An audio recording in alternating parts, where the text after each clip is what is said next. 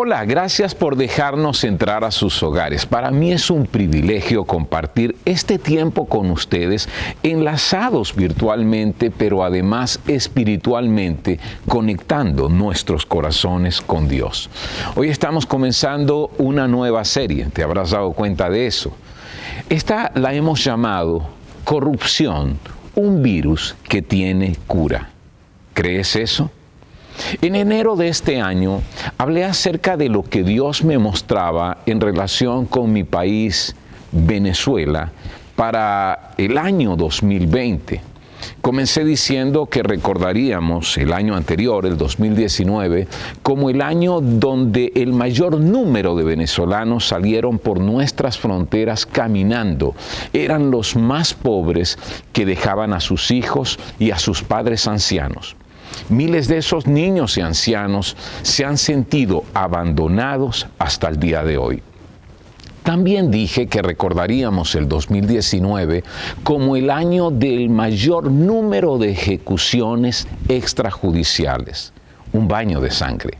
Hablé también de mi inquietud en cuanto a comencé a orar para que el Señor me guiara con esa palabra que indicara la condición de la nación durante el 2020, porque yo solo veía lo que Dios me había mostrado para el año 2019, agua y sangre, llanto de parto, un llanto que parecía prolongarse. Era como si no hubiese nada nuevo para Venezuela. Pronto en oración me di cuenta de que el proceso de parto se había detenido y se estaba prolongando peligrosamente. Así que la nueva Venezuela que estaba por nacer estaba en sufrimiento fetal. Y esta era la palabra que Dios me daba para este 2020, sufrimiento. Me pregunté, ¿por qué se ha detenido el proceso de parto? Pues la vieja Venezuela se trata de una vieja parturienta que está en una situación de riesgo por el desgaste propio de su edad más otra enfermedad. Pero, ¿por qué esta vieja es maloliente? Todo comenzó con un virus que desencadenó una infección llamada viveza criolla. Esta se extendió hasta convertirse en una infección mucho más grave conocida como oportunismo. Y la falta de tratamiento degeneró en un tipo muy agresivo de cáncer llamado corrupción generalizada e institucionalizada. Esta vieja Venezuela morirá porque todos sus órganos ya están afectados. Ahora, ¿cuál debe ser la respuesta ante el sufrimiento fetal? Vociferar maldiciones no acelerará el parto. Y es miserable el hombre a quien un pueblo maldice culpándolo de sus sufrimientos. Eso es cierto. Pero quienes andan en luz siembran palabras de vida porque están convencidos que es la corrupción la que al pueblo maldice. Intervenir de inmediato es la respuesta que da el médico divino para salvar la vida de la nueva Venezuela y aún más evitar que se atrofien sus principales sistemas. Por cierto, la intervención debe comenzar desde los que temen y siguen con compromiso a Jesucristo. Temen a Dios y le siguen a Él. Pero esta intervención requiere valentía y fe. Por eso hemos iniciado la campaña de oración, arrepentimiento y discipulado Venezuela sin corrupción. Y a través de esta serie, Corrupción, un virus que tiene cura, reforzaremos en esta misma dirección. Porque a menudo nos quejamos de la condición actual de nuestra Venezuela, describiendo en detalle cada una de las fallas y defectos que como nación tenemos. Incluso podemos decir qué se debe hacer para solventar el problema, ¿no es cierto? Lo hemos hablado y lo hemos discutido, pero sin comprometernos a hacer algo, cada uno en particular. Una verdad ineludible es que el cambio en una comunidad es el resultado de un cambio en cada individuo que compone esa comunidad. Asimismo es en una nación. Es decir, nosotros no veremos cambios significativos en la situación de nuestro país hasta que no hagamos un compromiso individual y comencemos el cambio en nosotros mismos. Venezuela no cambiará si los venezolanos no cambiamos. Tal vez te estés preguntando, ¿y yo qué puedo hacer? La respuesta es mucho. Tú puedes hacer mucho. Un buen inicio sería mirarnos al espejo y concluir que somos parte del problema. Aceptar con humildad que también hemos remado este bote para que hayamos llegado hasta aquí. El principio de todo cambio está en reconocer nuestras faltas y aceptar que tanto nuestras acciones como las faltas de ellas han contribuido a crear esta realidad que ahora nos consume. Es muy fácil señalar lo que está mal, incluso es fácil decir sin hacer y sin comprometernos. Es como aquel que ora por los niños de la calle, pero no está dispuesto a adoptar o por lo menos a apadrinar a algún niño que está en una condición crítica. Lo mismo ocurre con aquel que ora para que la corrupción acabe, pero continúa actuando corruptamente. Nuestra nación no podrá cambiar hasta que haya un compromiso individual de cada uno con ese cambio. Así que aunque podamos detallar las faltas que como país tenemos, pocas veces pensamos que esa descripción de la nación manifiesta lo que cada uno de nosotros somos. Pronto el egoísmo de cada uno de nosotros afecta a los demás y abre puertas al abuso de los derechos personales o en el ejercicio de la autoridad, donde también vemos muchos abusos. Cuando mucha gente vive para sí mismo y con muy poco interés por las acciones que están afectando a otros, la corrupción moral resultante entonces hace que la nación se venga abajo, y esto es lo que ha ocurrido en la vieja Venezuela. Un chofer egoísta bebe al conducir porque al fin y al cabo, con algo de dinero puede seguir de largo si lo detiene un policía de tránsito, y así se convierten las carreteras en guillotinas. Un cónyuge egoísta que adultera con una compañera de trabajo seguramente romperá varias familias. ¿Y qué acerca de ese empleado que en su egoísmo roba a su compañía y se justifica diciendo que se lo merecen por lo poco que le pagan, afectando el avance de esa empresa y generando una atmósfera de desconfianza en todo el personal?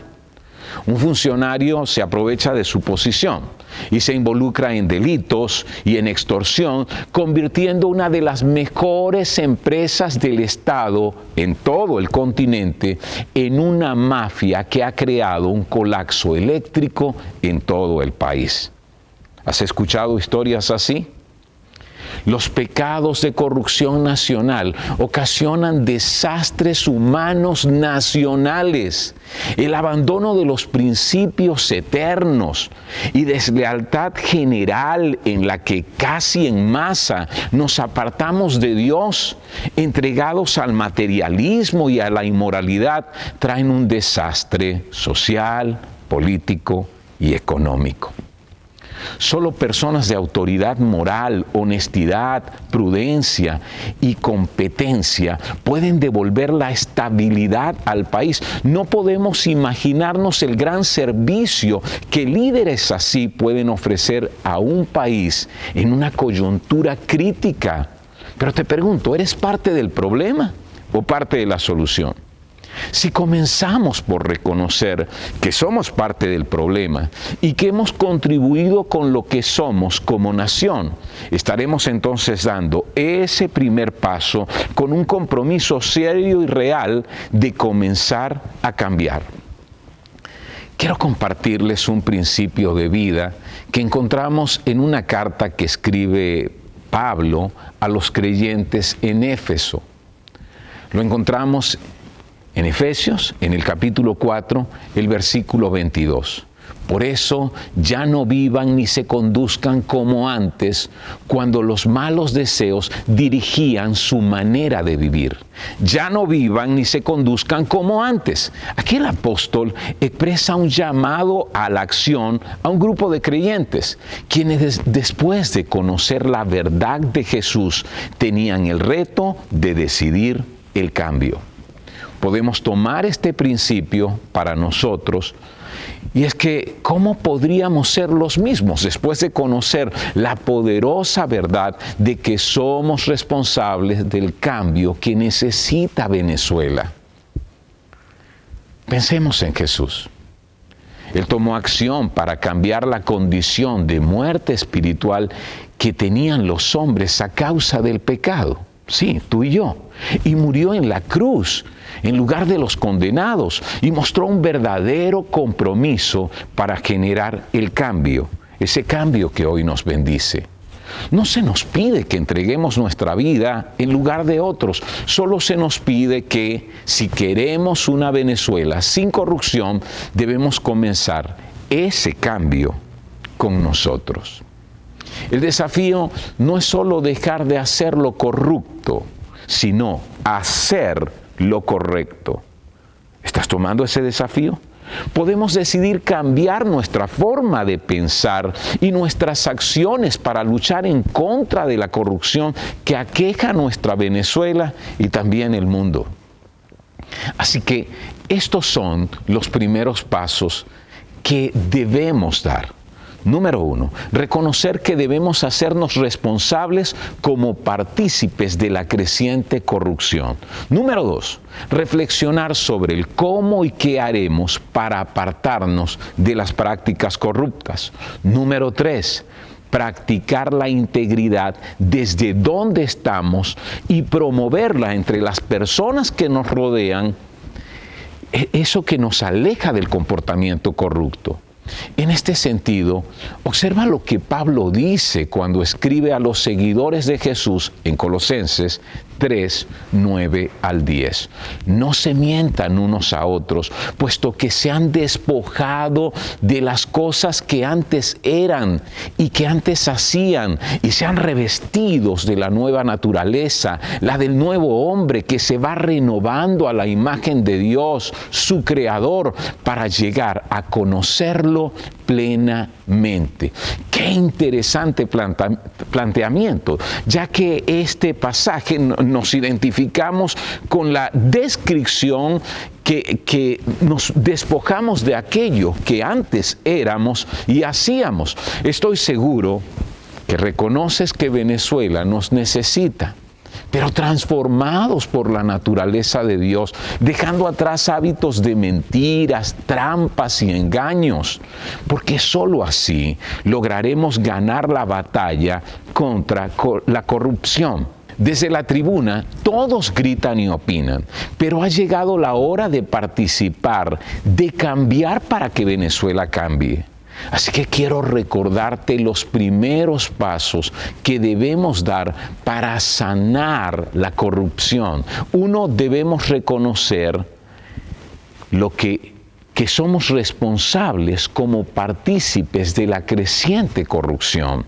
2, reflexionar sobre cómo y qué debemos hacer para apartarnos de las prácticas corruptas. Y 3, practicar la integridad desde donde estemos y promoverla entre las personas que nos rodean, y no solo alejarnos del comportamiento corrupto. Para finalizar, deseo que conversen en casa sobre estas preguntas. No las ignoren por difícil que resulte hablar de estos asuntos.